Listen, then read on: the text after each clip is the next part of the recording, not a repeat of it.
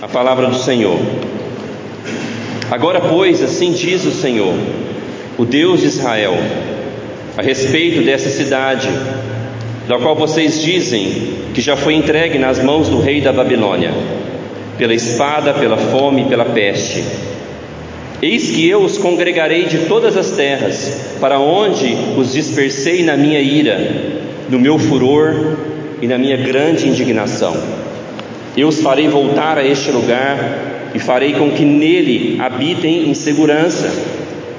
Eles serão meu povo e eu serei o seu Deus. Eu lhes darei um só coração e um só caminho, para que me temam todos os dias, para o seu próprio bem e o bem dos seus filhos. Farei com eles uma aliança eterna, segundo a qual não deixarei de lhes fazer o bem. Porei o meu temor no coração deles, para que nunca se apartem de mim. Terei alegria em lhes fazer o bem. Eu os plantarei firmemente nessa terra, de todo o meu coração e de toda a minha alma. Porque assim diz o Senhor: assim como fiz vir sobre este povo todo este grande mal, assim lhes trarei todo o bem que lhes estou prometendo. Ainda se comprarão campos nessa terra, da qual vocês dizem está deserta, sem pessoas e sem animais, foi entregue nas mãos dos caldeus. Comprarão campos por dinheiro, assinarão as escrituras e as fecharão com selos, e chamarão testemunhas na terra de Benjamim, nos arredores de Jerusalém, nas cidades de Judá, nas cidades da região montanhosa, nas cidades de Cefela e nas cidades do sul, porque eu os trarei de volta do cativeiro, diz o Senhor. Vamos orar mais uma vez? Senhor Deus, que texto maravilhoso onde mostra o quanto o Senhor é bom.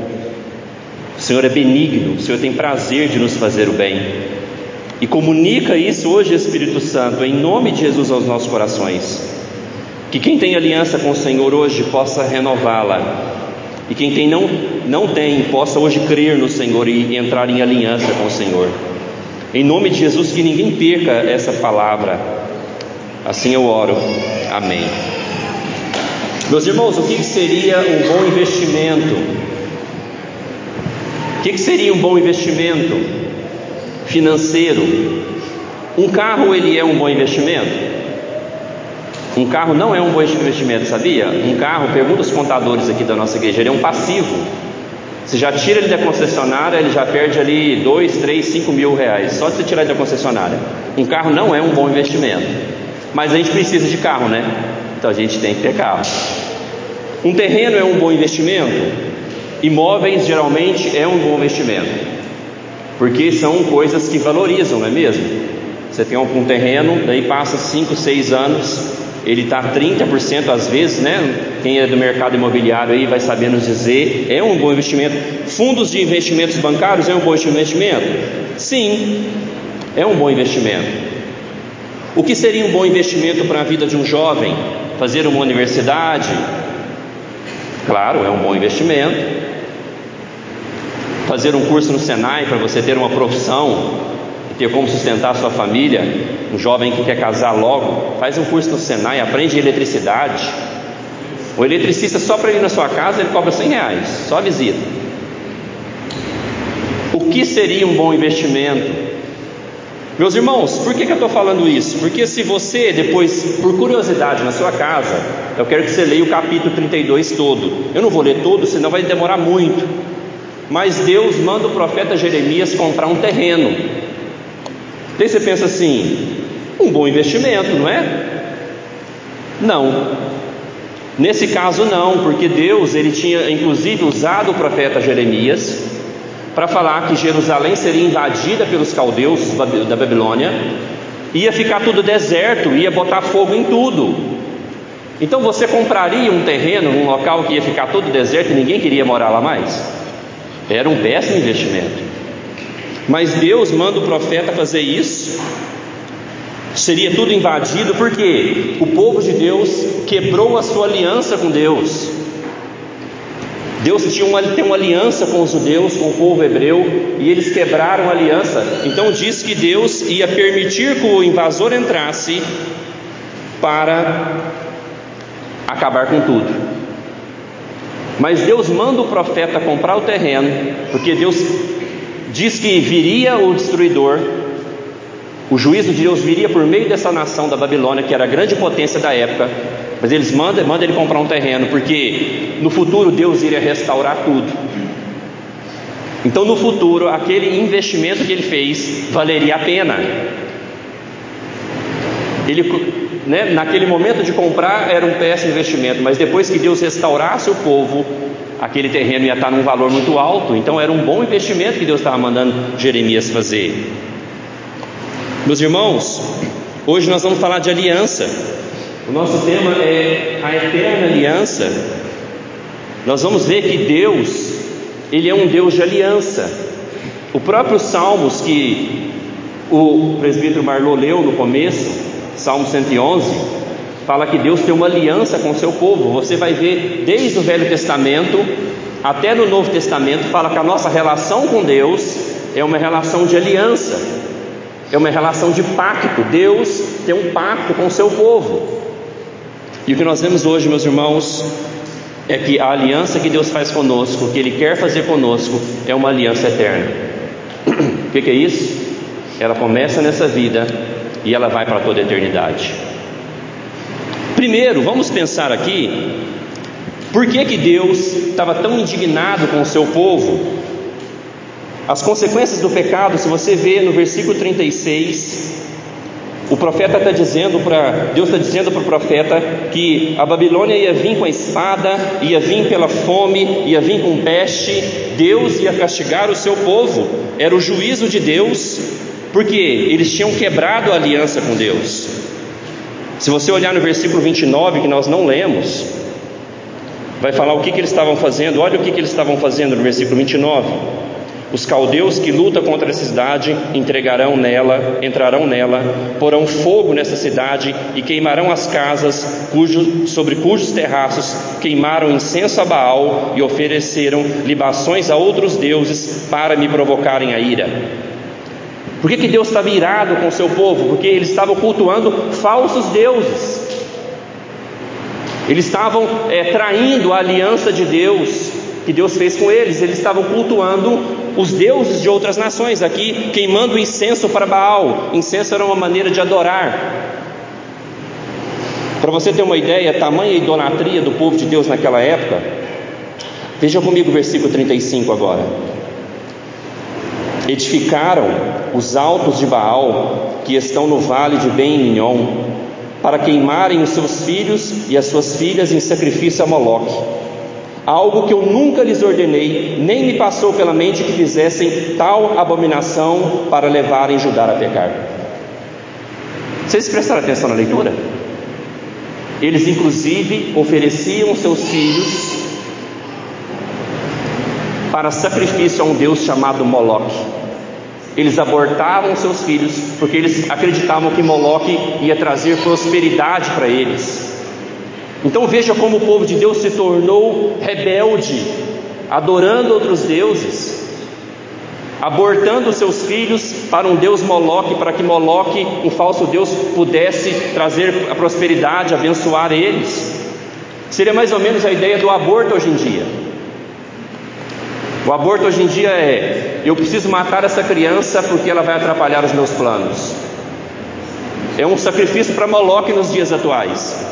Eu preciso matar essa criança porque ela não foi planejada. Então, meus irmãos, veja que Deus, Ele se ira e fica indignado contra o pecado do seu povo. O mesmo Deus que nos amou é o mesmo Deus que se ira contra o nosso pecado, que fica indignado quando a gente faz algum ídolo no nosso coração e de alguma maneira adora ou serve outro ou alguém ou outra coisa acima de Deus.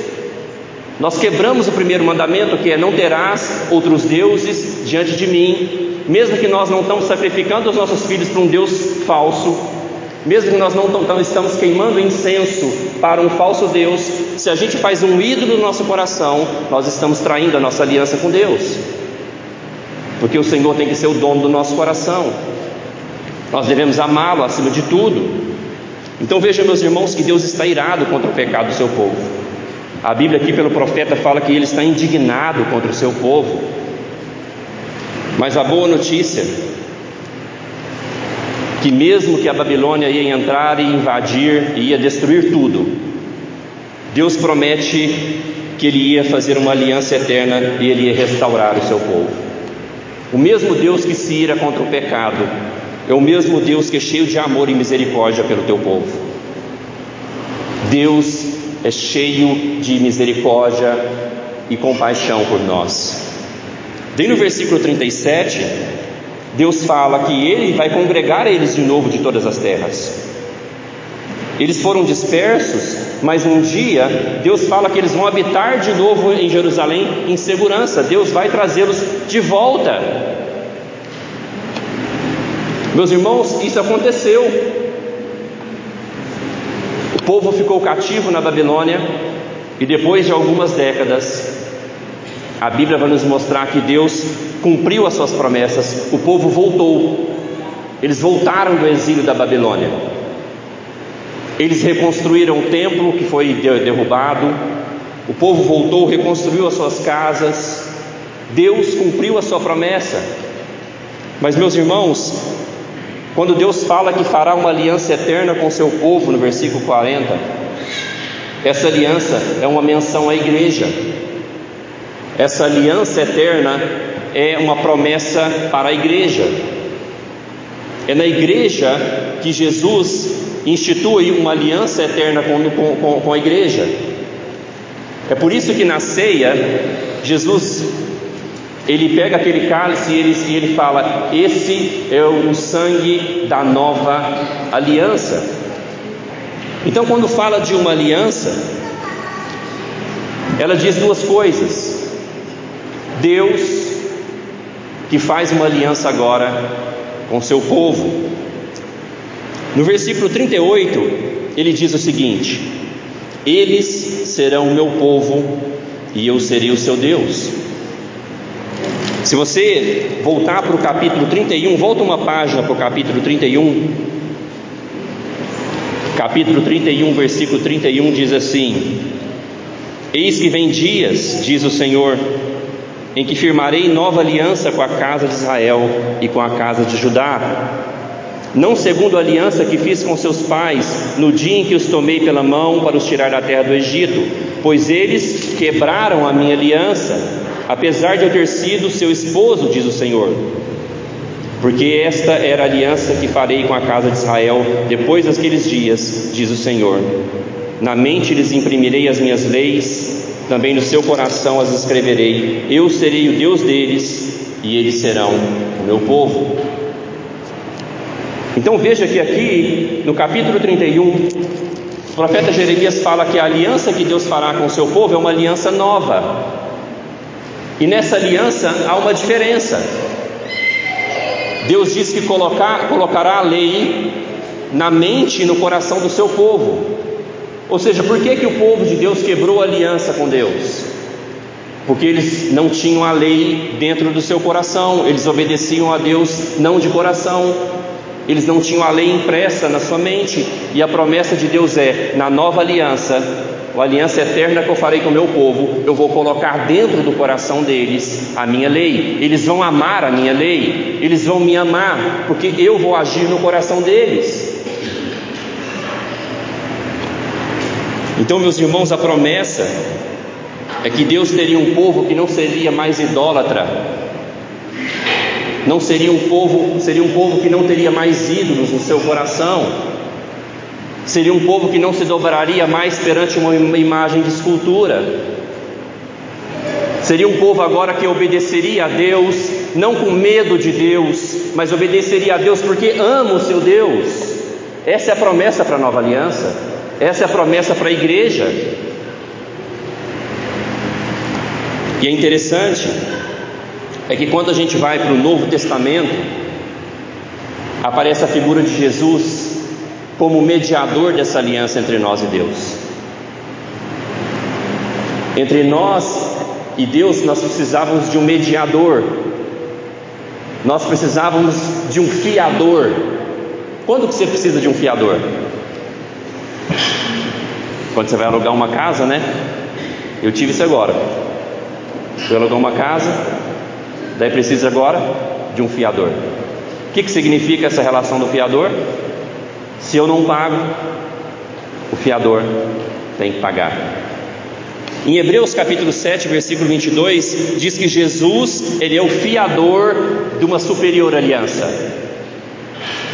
Ou seja, nós quebramos o pacto com Deus por causa da nossa desobediência, embora a lei está no nosso coração. Quando nós pecamos, quebramos o pacto, nós rogamos para quem nos abençoar e nos perdoar? Para o fiador. E nós vamos até Jesus. Por isso que a aliança que Deus quer fazer conosco é uma aliança eterna. É uma aliança que não pode ser quebrada, porque mesmo que eu peque, mesmo que eu caia, eu recorro ao fiador, e Jesus intercede por mim junto ao Pai. E a Bíblia fala que o sangue dele agora, aquele sangue da aliança, me purifica de todo pecado. Em Hebreus capítulo 13, versículo 20, vai falar o seguinte: ora, o Deus da paz, que tornou a trazer dentre os mortos a Jesus, nosso Senhor, o grande pastor das ovelhas, pelo sangue da eterna aliança. Hebreus 13, 20 fala que o sangue de Jesus é o sangue da eterna aliança. E ali chama ele de o pastor das ovelhas. Ali diz que ele ressuscitou dentre os mortos. Então aonde, meus irmãos, que Jesus selou a aliança da igreja com Deus? Aonde? Aonde que Jesus selou a aliança da igreja com Deus? Aonde, irmão? Na cruz. Porque foi ali que ele derramou o sangue da nova aliança. Ali que ele pagou pelos nossos pecados. Ali que ele fez o serviço de fiador para que nós pudéssemos ter uma aliança eterna com Deus. Uma aliança seria como se fosse um contrato. E nesse contrato Deus fala assim: eu amo vocês. E qual é a nossa parte no contrato? Amá-lo de volta. Deus fala: eu amo vocês. E qual é a nossa parte no contrato? Obedeçamos a Deus, porque a sua vontade é boa e perfeita para nós. Nessa parte no contrato da aliança, Deus fala: eu salvo vocês. E qual que é a nossa parte nisso? Nós cremos que Ele nos salva naquela cruz. Nessa aliança, nesse contrato, Deus fala: eu exorto vocês, eu corrijo vocês. E qual a nossa parte? Nós nos arrependemos. Então nesse pacto entre a igreja e Deus, Ele nos ama, nós os amamos de volta. Ele nos salva, nós cremos que Ele nos salvou naquela cruz. Ele nos corrige, nos disciplina como um bom pai, e nós nos arrependemos. Meus irmãos, e há promessas nessa aliança com Deus. Talvez você queira entrar nessa aliança. Deixa eu falar as promessas que o texto nos mostra. O texto nos mostra no versículo 39 que Ele nos dará um só coração e um só caminho, para que me temam todos os dias, para o seu próprio bem e o bem dos seus filhos. Daí no versículo 40 Ele reitera falando: eu não deixarei de lhes fazer o bem. No versículo 41 Ele fala assim: eu vou me alegrar neles e eu lhes farei o bem. Veja, meus irmãos, as promessas de Deus para quem tem aliança com Ele: que Ele vai nos fazer andar nos seus caminhos. E veja que as promessas não são só para nós. As promessas são para quem mais? Para quem mais? Para os nossos filhos. Veja, meus irmãos, que Deus promete nunca deixar de nos fazer o bem. Você quer entrar nessa aliança com Deus? Aonde o Deus Todo-Poderoso, dono dos céus e da terra, Criador de tudo, fala: se vocês entrarem em aliança comigo, eu nunca vou deixar de fazer o bem para vocês e de fazer o bem para os seus filhos. Ele fala que vai se alegrar, meus irmãos. O versículo 41 fala: eu me alegrarei em fazer o bem para eles, terei alegria. Semana passada, Kaique, meu filho mais velho, ele estava com o tênis de jogar bola dele rasgado, e era o tênis que ele gosta de ir para a escola. Daí a minha esposa falando assim: não, esse menino com tênis rasgado ir para a escola, né? A mulher fica com vergonha, né? Será que esse menino não tem um pai para comprar um tênis para ele, né? Ele falou: Kaique, vamos comprar um tênis novo para você jogar bola? Ele falou assim: eu quero uma chuteira do CR7. Ele é fã do Cristiano Ronaldo, e eu acho bom ele ser fã do Cristiano Ronaldo. Eu gosto dos princípios do Cristiano Ronaldo, né? Cara disciplinado, atleta, eu gosto. E daí ele falou: olha, pai, que dia que vai chegar? Eu falei: olha, acho que vai chegar segunda-feira. Meus irmãos, parecia que o presente era para mim. Eu estava mais alegre em abrir a caixa do que ele, feliz ali. Nossa, que chuteira legal, filha, essa aqui do Cristiano Ronaldo. A Bíblia fala que eu, que sou mau, pecador, sei dar boas coisas para os meus filhos. Imagina o nosso Pai Celestial, a alegria dele em abençoar o seu povo. Deus vendo a gente ali feliz com alguma coisa boa que Ele nos deu, Deus se alegrando na nossa alegria. Esse é o Deus da aliança que a Bíblia nos mostra, que tem alegria em abençoar o seu povo, tem alegria em abençoar os nossos filhos.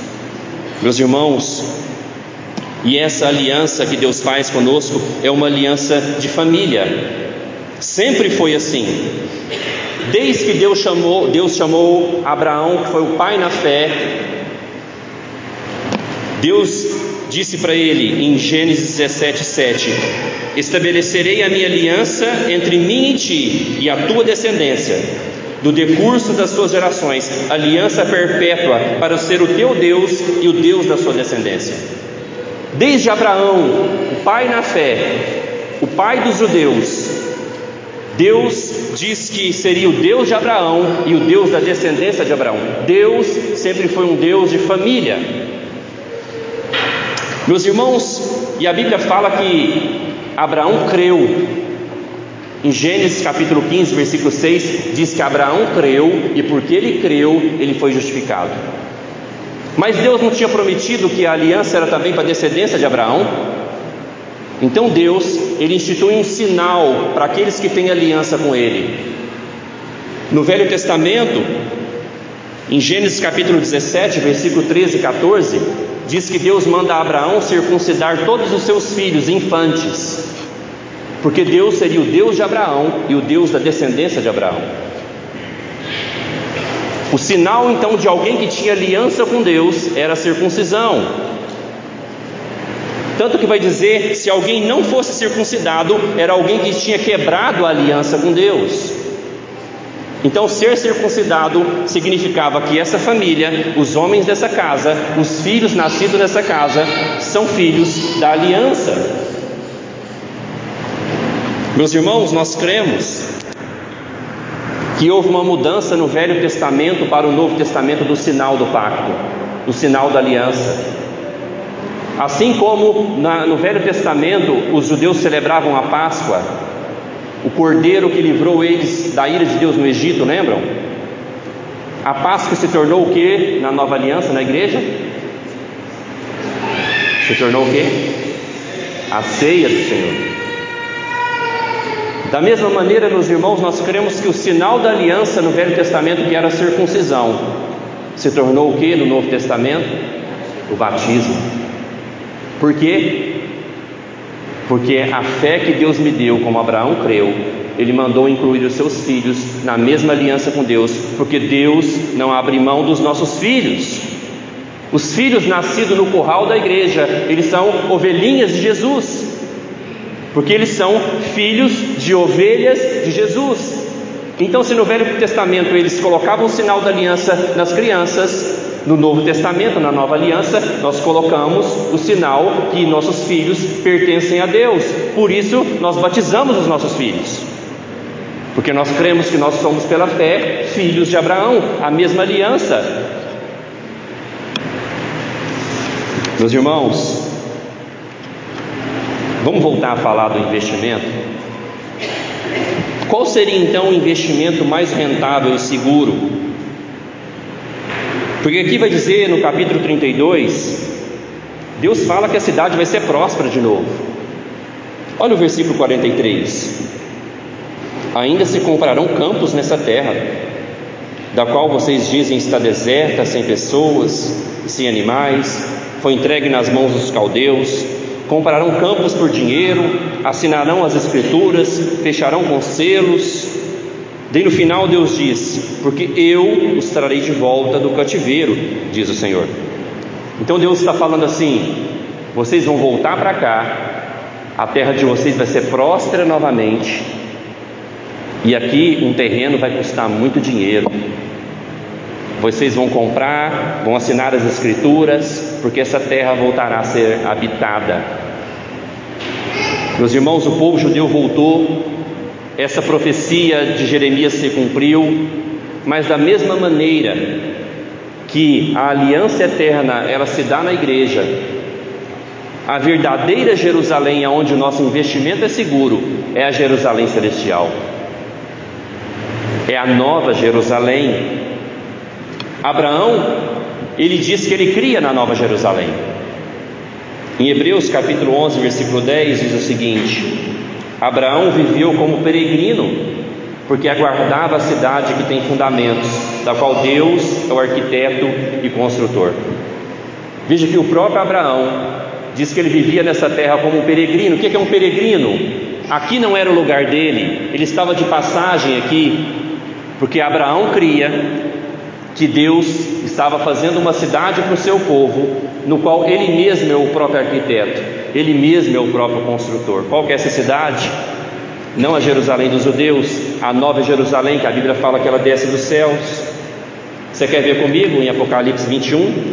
Segura Jeremias e abre lá em Apocalipse 21, para você ver essa cidade e deslumbrar um pouquinho dela.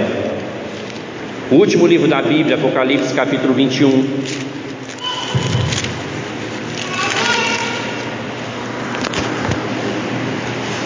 Olha do versículo 1 a 3, a visão do apóstolo João. Eu vi novo céu e nova terra, pois o primeiro céu e a primeira terra passaram, e o mar já não existe. Vi também a cidade santa, a nova Jerusalém, que descia da parte de Deus, preparada como uma noiva enfeitada para o seu noivo. Então ouvi uma voz forte que vinha do trono e dizia: eis o tabernáculo de Deus com os seres humanos, Deus habitará com eles. Eles serão o quê? Povos de Deus, e Deus mesmo estará com eles e será o Deus deles. Qual que é a promessa que Deus fala lá através do profeta Jeremias? Eu serei o Deus deles e eles serão o meu povo. O que é aqui o apóstolo João está falando em Apocalipse 21, no final do versículo 3? Eles serão povos de Deus e Deus estará com eles. A nova Jerusalém que desce do céu. Nessa cidade, meus irmãos, o investimento é seguro. E veja que nós começamos uma aliança com Deus nessa terra. Nós começamos uma aliança com Deus hoje, e essa aliança vai terminar aonde? Na cidade eterna, na qual Abraão aguardava, onde Deus é o construtor e o arquiteto. Por isso que o nosso tema é uma aliança eterna. Quem entra em aliança com Deus nessa vida vai ter uma aliança com Deus para sempre, durante toda a eternidade, na nova Jerusalém.